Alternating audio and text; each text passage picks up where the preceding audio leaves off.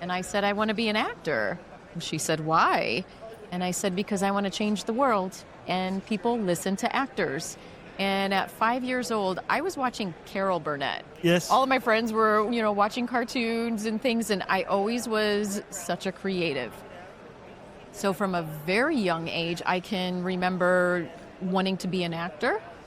I would write, I would illustrate, and back when we had tape recorders, I would line up all my stuffed animals, and I would interview them, and I did my own shows. Welcome back to Innovate or Evaporate, where we explore the relentless pace of change and the innovators who drive it. I'm your host, Toph Day. We have Lisa Varga, a multi-talented force who has found success in front of and behind the camera. From Hollywood actress to author and CEO, Lisa's journey is a masterclass in adapting and building your own lane. I love it. Lisa, welcome to the show. Thank you. Thank you for having me. So we're at Rally. Yep. We're hanging out. We're meeting people, having fun, creative curiosity. And one thing that we've been thinking about at Rally is a creative economy that I'm like personally so just interested and fascinated by. So today I just look forward to talking about your story. And I want to go, so you're doing all this awesome, interesting stuff. Your relationships and the people that you work with are amazing. I want to go back and find out who Lisa is. Like, how did you get to where you are today? And let's start up like where you grew up and what you dreamed about, like when you were younger, like as a kid, like junior high, high school. Did you know you wanted to go to Hollywood? I did. I'm going to take you back to when I was about 5 years old. Oh, I love First it. of all, born and raised in South Bend, Indiana. Yep. So small town girl. And I remember my mom asking me one day, we were sitting at the table, and she said, well, what do you want to be when you grow up? And I said, I want to be an actor. And she said, why? And I said, because I want to change the world. And people listen to actors. And at 5 years old, I was watching Carol Burnett. Yes. All of my friends were, watching cartoons and things, and I always was such a creative. So from a very young age, I can remember wanting to be an actor. I would write, I would illustrate, and back when we had tape recorders, I would line up all my stuffed animals, and I would interview them, and I did my own shows. So I technically... Is that the little thing that's like the rectangle and you push the buttons? Yes. For your younger audience, they will not know. You'll have to have them look up what is a tape recorder, and they'll say, what? Mixtapes came from awesome. This. But, I was a podcast before a podcast was a podcast. Yeah. I mean, I'm interviewing my stuffed before animals. podcast was cool. Yeah. So I was ahead of my time back then. I love it. So always creative, always artistic, always a storyteller, and really always wanted to make a difference in the world. What drew you to Carol Burnett? Was it the comedy? Was it or did you see storytelling in her show? Like I was just fascinated by her. Yeah. And at 5 years old, I don't know who Carol Burnett is. I think I just loved that sketch comedy, and everything was so different, and it was funny, and they would sing, they would dance, they would laugh, and I also loved Saturday Night Live, back in the day when it was good. Yes. And so I just always gravitated towards these sketch kind of shows where it was live performances and something different and something unique.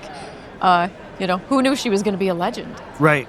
So then, were there things that you tried to do in school that you tried to gravitate toward? Like, do you play an instrument? I do or not. Sing? Sang in choir, church choir. Yep. Instruments. I mean, I would play a little on the piano, but nothing, that I know. So in school plays and things, were you all over that? Yes, I was always in school plays, and all through high school I was in drama class. Never did any of the theatrical productions, but I was in drama classes. Yeah. So always learning about it. And then, shortly after, I was in my early 20s when I moved to Hollywood, and I was living my dream. So, leap of faith? Did you jump off the cliff and move into Hollywood? I did. Did you have a gig or a part-time job lined up? You're like, I'm just going. Just up and left. And I was that child, the wild one, middle child syndrome. And, because I had big dreams and I knew what I wanted to do, I actually stopped first in Dallas, Texas. Friends of mine were getting married, and I was in their wedding. And I started doing commercials and got into print and modeling. Yep. And from there, it just kind of took off, and I had a job offered to me in LA as a nanny. Yep. for a woman who was in production. And she said, hey, I can get you on all the movie sets. Just come be my nanny, and I'll introduce you to the whole movie How did you world." find her? I was doing a calendar shoot, a swimsuit calendar. We were the Wild West modeling team in Dallas, Texas. Yeah, so we're in bathing suits on bales of hay, in Right. cowboy boots.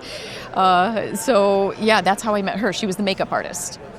It's amazing. Yeah. And that was a random encounter, or? Random encounter. We were just there having fun, and she had a 7-year-old son that came with her that day. And while all the girls are out modeling, I'm out playing football because I love football. That's a whole other story. We'll talk about Notre sports. Dame. Notre Dame football. Grew up playing powder puff football for high school. I was the quarterback. Awesome. So always played sports my whole entire life. And so this little kid just wanted to play, and we're out throwing a football around, and she looked out the window and said, hey, I think I found my nanny, and offered me a job because she had a movie she was going to work on, and said, I don't have a nanny. And that it just happened. That is insane. What are the chances of that, Yeah. right? And then I lived out in LA for about 15 years. 15 years. Mm-hmm. So I've always thought of acting is like entrepreneurship, right? I mean, Very much. auditions and things, right? So it's very competitive. Very. You have to go after a bunch of things. You get lots of no's to get that yes. There's a breakthrough. So, okay, so you get to LA. Mm-hmm. You're doing the nanny thing. You're going to these movie sets. Yep. What kind of self-doubt or fear did you experience when you first went on those movie sets that you had to circumvent or power through? Or you're like, I own this thing out of the gate? No, I was terrified. But to go backwards a little bit, in South Bend, they filmed the movie Rudy there. Yes. Everybody knows Rudy. Right. So I was an extra. And that was my first big film that I ever got involved in. And I saw Hollywood right in my own backyard. Yes. And I had so many cool experiences just meeting the actors and all of the people involved. And that's when I really fell in love. Set? Did you work on I was, set or extra? yeah, I was or? an extra. Yeah. You could see, I think there's a scene where you see the back of my head and I'm walking down. I could point myself out, but no one would Right. know. So yeah, that was it for me. And the bug bit me. I knew it was what I wanted to do, but that brought it to life for me. So now I'm in Hollywood, living my dream, and I got really lucky. In the beginning, I got an agent right away, started booking soap operas, commercials, print jobs. I did really well in the beginning. And I was up for a soap opera, and I remember getting to the callback, and it was reading for the producers. And we're in this room, and it's so intimidating. It was all of NBC, the studio heads and the producers. Yeah. And I stressed out so bad the night before because I knew this was my big break that I blew a blood vessel in my eye. Oh, dear. So, the stress was just, am I going to remember my lines? Can I do this? I'm panicking. I'm freaking out. I have this big red eye the next time I go. So I did not book that job. But even to this day, I still get nervous. Yep. There's just something about the pressure of going into that room Yep. and, just having to perform for someone. But there was a time in my life where I really felt like I was going to classes, doing the work, and I was really doing well. And there was a show called Homeland. Yes, I remember Homeland, yeah. And I had an opportunity to go read for it and nailed it. Got what was supposed to be a recurring role. And as we're filming, my brother at the time had cancer, and he was getting ready to have a stem cell transplant. So I got the call while I'm filming, and I said, well, I got to go. I talked to the producer, and we did not know this was going to be a hit show. So we're in season 1, episode 4, and they're like, you just go be with your family. We'll rearrange everything later. Right. Come to find out it's a hit show, won Emmys. And so I always say to my brother, he's doing great today. That was my big break, so you better live a long time because, I gave that up for you. Right. But yeah, other really great auditions that I had too. There was one called Game Time, and this was a football movie. It was like Friday Night Lights. Yep. And it was in North Carolina. And I went to audition, and my agent had sent me the wrong sides. Oh, geez. So I go in to the room, Wow. and directors there, producers there, and we start reading, and it is not anything what they're reading back and forth with me. And they said, what script do you have? And I had the wrong script. So what they did is they said, here's your sides. go out, take your time. Whenever you're ready, let us know. So again, I'm panicking. How am I going to memorize this? I put so much pressure. And I remember just thinking, Lisa, this is your life. You know football. You know everything about, being the wife of a football coach. And I went back into the room and we just started to have this discussion. And they asked me about, football and Notre Dame. And I became that character. I was that character. And later they told me that's why I booked that job. They said, you walked in, you were her. There was nothing you could have said that would have been wrong. That is amazing. So I learned really quickly, it's not about being perfect. It's not about getting the lines right. When you walk through that door, they truly want to see you are that character and they're cheering for you to be that person and get that job. So I got lucky on a couple of them, but yeah, I still get nervous. So I've always learned about that with actors in the whole line memorization thing. And sometimes those speaking parts are pretty long. Yeah. And so like when you're going for an audition, sometimes you don't have much advance. Well, in that situation, it was on the spot. Yeah. But like, how much advance notice do you have? And so you are acting that part. You don't have the script. You can't read it. You're doing it from memory. Yeah. Well, you can hold the script in your hand. And by the way, this was back when we would go in for auditions. Now everything's online. So you audition like on Zoom? Oh yeah. It's a whole other world. I don't like it at all. I used to love going in and sitting with a casting director. It seems really hard to audition remotely. It's terrible. I hate it. That's why I have my own production company now, and I just put myself in my movies, and I don't have to audition. So I made it real easy. But yeah, back in the day, it's like a muscle. The more acting classes you take, the more auditions you go on, the easier it gets. And it wasn't that hard for me. And you have to keep practicing, and you have to stay in acting classes. People, they'll go to Hollywood or they'll think, I want to be an actor, and they just show up. And you can't do that. Right. You have to take the classes. You have to do the work. You have to just be fully committed. What are the biggest things that they focus on in acting classes? Just being present, listening, believe it or not, more than anything. Like the conversation you and I are having. Right. Someone's talking, someone's listening.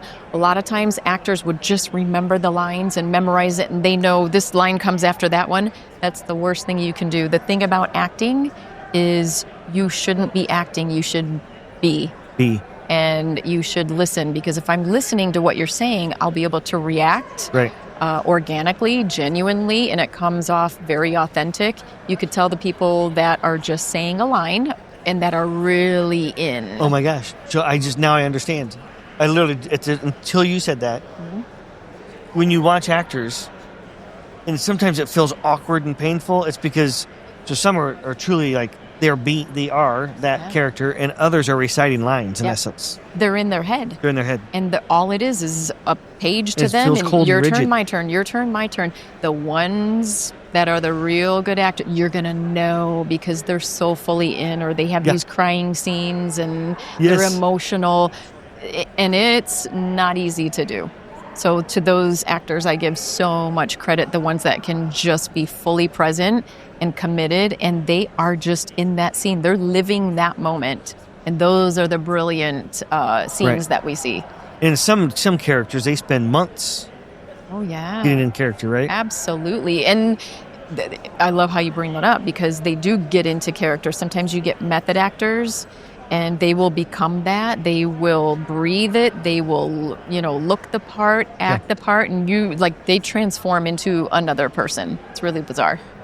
So let's transition into the business part. Mm-hmm. I just find film, documentaries, I don't know all the right terms in the lingo in your industry, so I'm just going to call it the creative economy. Uh-huh. And I find this opportunity, with all the technology that's come out in the last, decade, but in the last 1, 2, 3 years especially, it just feels like there's the it's all difficult work, but having these tools at your fingertips to be able to much more economically go after various projects. So you produce, you've acted, you produce. So talk about that transition, because I want to get all the way into investing, right? That whole component. So let's start with your transition of when you started to move to the other side of the camera, or now you kind of sit on both sides of the camera. Yeah. Talk about that, like that transition. When did you get fascinated by the other side? And like, I want to dip my toe over there. So it honestly came when my brother got sick with cancer, and this was in 2009. So prior to that, I was modeling, I was acting, I was hosting. Everything was in front of the camera for me. Yep. And when I came home to South Bend, Indiana, from living the life I lived in Hollywood for 15 years. Then I lived in Miami for 7 years, and then I lived in New York. And through that whole time, I was always in front of the camera. And so it was a huge transition for me to say, what do I do now? Because there's no acting in South Bend, Indiana. Right. Like, we don't have acting jobs. They don't understand what it is. So I said, well, I'm just going to start my own production company. So I started writing my own material, producing my own material, and fundraising, which is the absolute hardest part to do. Because you, as the business, Right. you have to be able to pitch and present your idea and find an investor for that project. And that is hard to do in a small town where people don't understand the film industry. They want to see numbers. Right. Like you have investors. Your investments and your investors are very different than a film investor. The film investors are such high risk. You don't know if you're going to make your money back or not. Right. And the percentages are very different. So your world and my world are night and day. There are people that love to invest in film, or you have to find somebody that's passionate about a particular project that you're doing, and those are the people that you go to. But it is very challenging. I would rather raise money for your industry than mine. So as I understand it, and correct me if I'm wrong, because I probably am wrong, but the film industry's, like movie theaters, like the relationship with a movie theater, drastically, I think, has changed. I'm not sure if I know the details on how that changed. Like, if you go to a movie today, as I understand, like, there's no money to be made on the movie. They're making it all on the popcorn. Like the distribution model, with the onset of just so much content with Netflix and just all the various channels, the streaming channels. Like, what's that transition over the last 10 years or 20 years of distribution, how the model works? Great question. It has changed drastically. I don't even know what business we're in anymore. That's interesting. It is night and day with all of the streaming platforms. First of all, anyone can be an actor, anyone can be a producer, anyone can be a director. Everyone's making their own films, their own projects, and they're getting them up, even if it's a YouTube or TikTok. Yeah. TikTok killed all of us. Anybody that's in entertainment, I mean, you could be the next TikTok sensation or, Instagram star or YouTube star. Honestly, the younger generation right now doesn't say, hey, I want to be a movie star. They say, I want to be an influencer. Oh, that's interesting. The whole world is about influencers. Now, don't get me wrong. There are huge blockbuster movies, and those do really well in the box office, but they are also streaming or pay TV. So it's a very different business model than 10 years ago. Yeah. And there's so much competition right now. Anybody can put a film up, well, not anybody. On YouTube and on your social media channels, you can put garbage up there. And it may hit, you just never know. But there is a particular business model for if you want to get it into theaters and if you want to do the streaming platforms like Netflix, Apple, Amazon, any of those.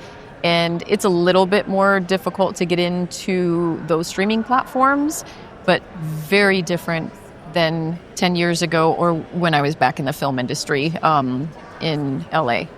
It's not even the same game anymore. So do those, so let's say, well, even like History Channel, if we go to cable and think of like History or somebody, they're probably different than Netflix. But do they want to buy for lump sum the content? But it's not much. Right. Actually, Ashton. Right. That's what I was thinking about when I was asking that question. I'm just curious. It wasn't much at all. Right. And so then, where did, like, just like music has changed too, and that kind of changed a while back. Mm-hmm. So then how do the actors, is there still the concept of like a royalty on movies? Yeah. That is still and always will be because of the Screen Actors Guild union. Okay. So you will make X amount of dollars per day or whatever you negotiate or your agent negotiates for you, but they get points on the back end. So every point is worth, $1. Yeah.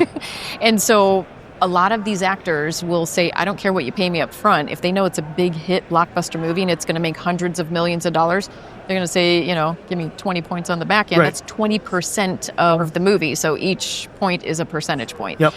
So they would much rather take a chance on that than get a big paycheck in the beginning. Now, some of them are getting both. The big superstars are getting, millions and millions of dollars plus points on the back end, but that's how you make your money with the big blockbuster films. On these smaller independent films, still you can, but there's not as much money to be made. Like Netflix may pay $2-3 million for a project and say, go make this movie. So we're not talking hundreds of millions of dollars from Netflix. We're talking a couple million, depending on the project, could be more. But they're... And how much does it take to produce? So if somebody sells some kind of a film, documentary, whatever it might be, what's it as the cost to produce? Let's say you sell it for $2 or $3 million. Yeah. Are those costing $500,000 to produce? It depends. Or $2 million to produce. It all depends who's involved. Right now, I'm working on a sports docuseries. Yes. And we are doing it for almost nothing because we're putting our, blood, sweat, and tears into it and paying for it out of our own pocket. Yeah. Now, we could fund that and probably would cost around $250,000, and we could find an investor or a funder, but then we have to pay them back, and what we're trying to do is cover as much as we can for as little as possible out of our own pocket or just sweat equity into it, rather than going the route of getting an investor right now. So what we're doing is we're creating a sample, which is about a 10, 20-minute short film. Well, that's pretty long. I thought it'd be shorter than that. Yeah, so that's a trailer. Like a movie trailer would be like 2 to 3 minutes long. Okay. But these samples are a little bit longer. So that's what you would take to a production company that's got the connections with Netflix or any of the other streaming platforms, and they say, hey, we have this 10-minute sample piece. Do you like this? Could you see this on Netflix? Yeah, we can see that. We'll give you $2 million for it. So maybe we just paid $250,000, but we just made $2 million on it. So that's the profit you make. But then So then you would go out, so they would say, we'll pay $2 million for that. And then you go produce the 90-minute. Correct. Then you start shooting the series or, whatever it is, or the full documentary. So they're giving you the money because they believe that it would do well on their platform. Yeah. But guess who's making all the money? Right. Netflix. Yeah. And not you. So and that's the way it works. It's like non-negotiable. Correct. The only way you can get around that is if you fund it independently. You're paying for everything and you bring them this product and you say, here you go. We've got 10 episodes. How much will you pay me for it? Right. Now you're making money. But that's the hardest thing in the world to do, is to find an investor that's going to say, I will help you fund this independently so we don't have to go to the production companies or Netflix. So in like the, I'll just call it the innovation world, but this is actually probably true for all businesses, basically. Basically, any business to make it past 5 years, it's a 92%, it's over 90% failure rate. In film, like you see, is it similar numbers, or is it 50-50, or is it 90%? I think it's less, much less than that. Now, you hear all the big names, like the Steven Spielbergs, he's still here. Right. He's always going to make a lot of money, and he's always going to make great films because he is who he is, and he's amazing. I think because of the quick turnaround and the streaming platforms and everybody's just making something, you're not going to get the names that stick that we will see for 10, 20, 30 years from now. You're going to get the one and done, or they had their 15 minutes of fame. Very rarely do you see the same people making the same films. You have a handful of them, and they're out there for sure. But these new up-and-comers, it's like they're just throwing things out there, making them. If it sticks, it sticks. If it doesn't, because I truly feel like we lost the creativity and the heart and the soul and the passion. Everybody is just in this race to make content as fast as they can, and they're repurposing it. Original content really doesn't exist anymore, in my opinion. You have AI that's writing scripts for you. And it does. I tested it out, and I said, let me see what AI can do. And honestly, it can write a good script. I don't use it because I feel personally that would be cheating, and I can come up with original stories, original content, and I would feel weird if I had AI write it for me. But you have people all day long that are writing books, series, movies, and they're done in a couple of days, and they're out there making money off of it. So I'm not saying it's wrong, because it's a whole new world that we're living in, and AI is taking over. I mean, you have actors that are AI generated, and it's really bizarre. That's interesting too. Mm-hmm. And voiceovers. So there was a time where you would go on an audition, and they would record your voice. They would record you. And until we had a huge issue, and we went on strike because of this very thing. They were trying to take all of our identity. So the way that you look, the way that you talk, and you would show up and they'd say your name, and, we're going to record you. They could use that forever, anywhere they wanted to. Wow. So then, SAG had to step in and say, hey, we need to do something about this. So, there was a huge issue with that. So the folks you get your big name producer folks like Spielberg or whomever, right? But then you have a lot of other great talent out there that are producing things. What we talked about this a little bit, and we're going to go deeper into this in the coming days and weeks. But how do most people, from when you talk to others in the industry, how do they go raise capital? Like what are the methodologies they use, or the types of people that they try to tap? Right. First of all, friends and family. If they're doing a project like a documentary project, and they're trying to raise maybe $50,000 or $100,000, you start with your friends, your family, people you know. There's grants that you can get. Sometimes that works, but that takes a lot. You need a grant writer, and you need to find the right fit for it. They're really... Who are those grants through typically? Like foundations or government, like state or federal? Both. A little bit of both. Yeah. Mm-hmm. And it just depends. I mean, there's different grants for, if you're doing a certain type of a movie, maybe it's educational, maybe the content of it fits under a certain category. Indiana just passed some tax credits, right? Yeah. Yep, starting in January. So this past or the coming? This coming January. I believe you get a 30% tax credit, which is great. I mean, we've never had that in Indiana before. So I'm hoping that more people will film in Indiana. It boosts the economy. So it's really great for us. It's exciting. Yeah. And do you remember how much it is? Is it 3, 5, 10? So I believe they said there's a minimum of 250 or 350,000, and I believe there is a cap on it. Gotcha. And I need to do a little more research on what the cap is. So that's exciting, because back in the day, Georgia was big into that, right? But I think not so much anymore. Maybe. A friend of mine in the business said a lot is going overseas right now, because you can keep the costs down, and the tax incentives are really great over there. So we're actually losing a lot of work, and people are struggling everywhere from what I'm hearing, and the friends that I have in the industry, whether it's crew, whether it's actors, we're seeing everything slow down a little bit. So then, I mean, that could substantially shift LA. Oh, yeah. LA is struggling. They're not the same. That's why they just got new tax incentives, trying to boost the economy there and get people to keep filming in LA. But so many people have gone for many reasons. I know so many that have just left LA and said, I'm done here. So what you mentioned a sports project you're working on earlier. What projects? Let's talk about what projects you're working on now. Where are you in the process? So that one, can't tell you much about it. It's kind of top secret, but we are working with a production company that is very well known in the sports world.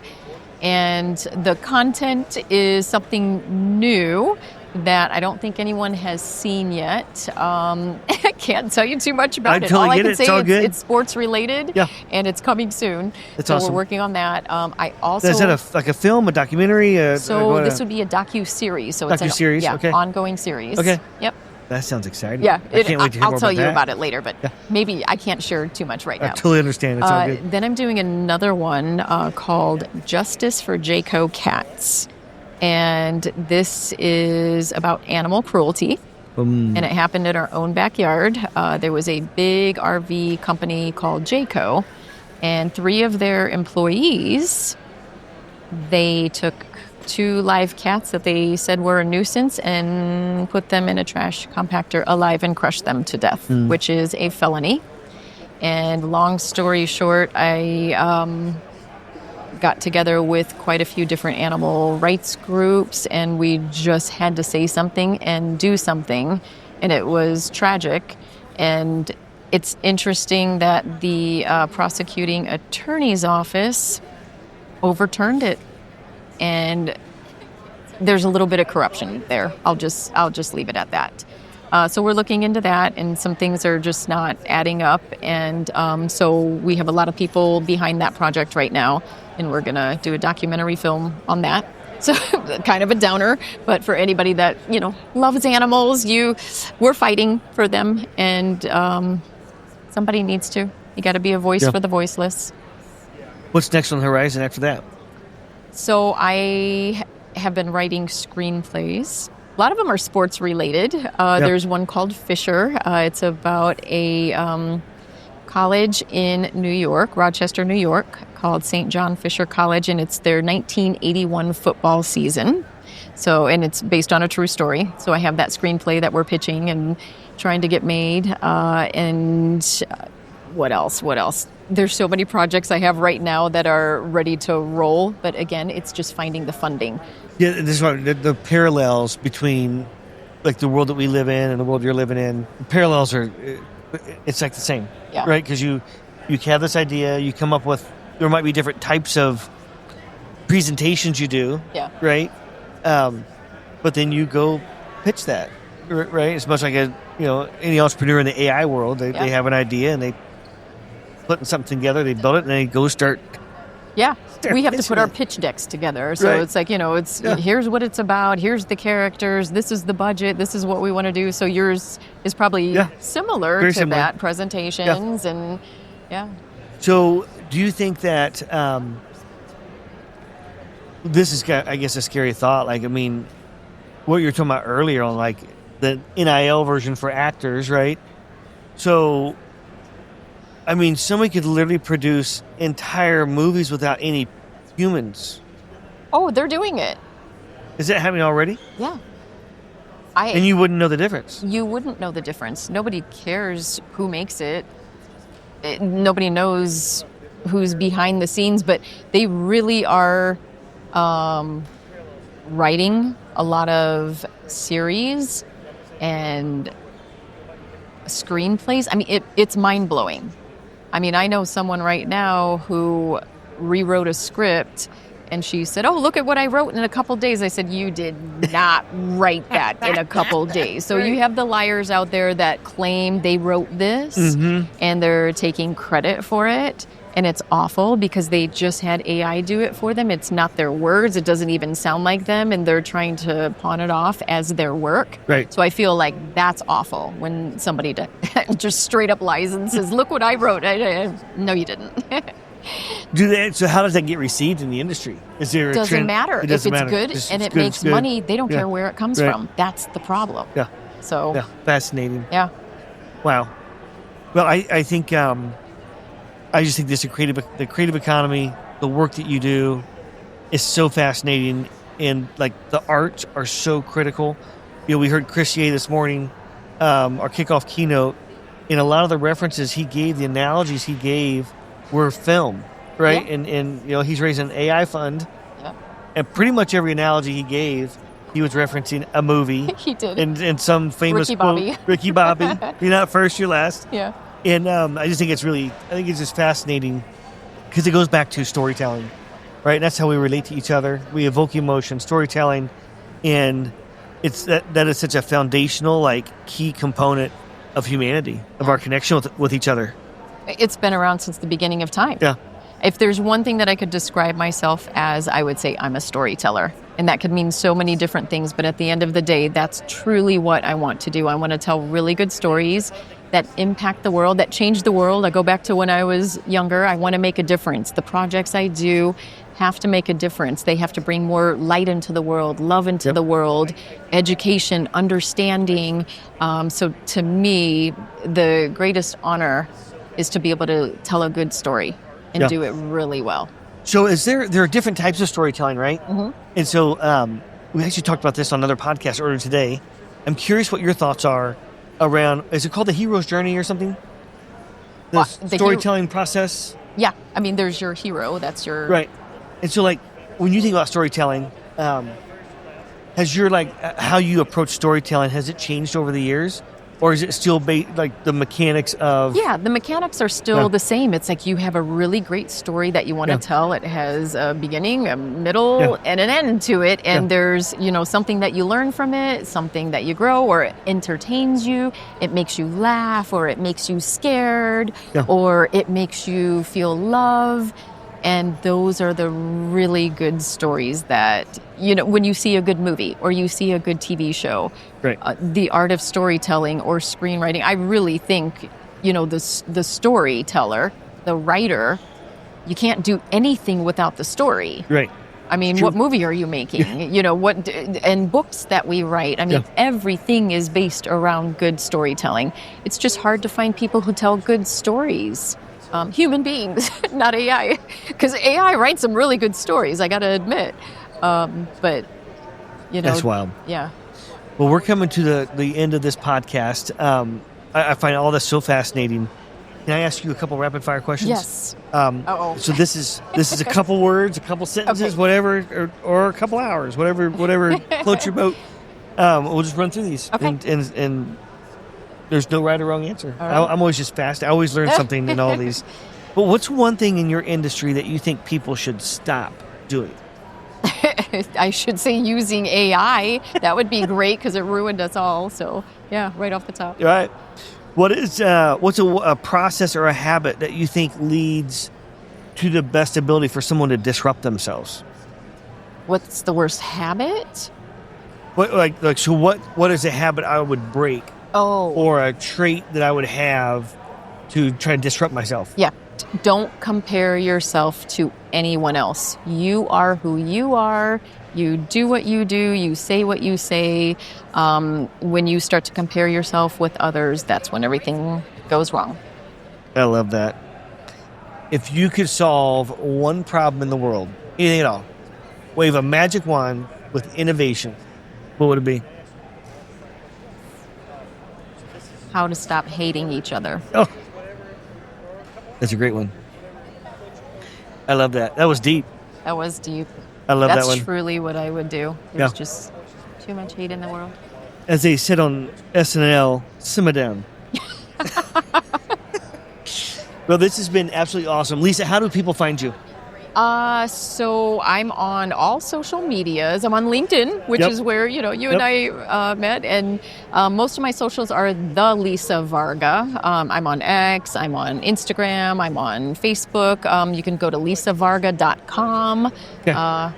So for those folks out here listening that want to invest in Lisa's future and in the work that she's doing, reach out to Lisa Varga. And she's working on some wonderful projects.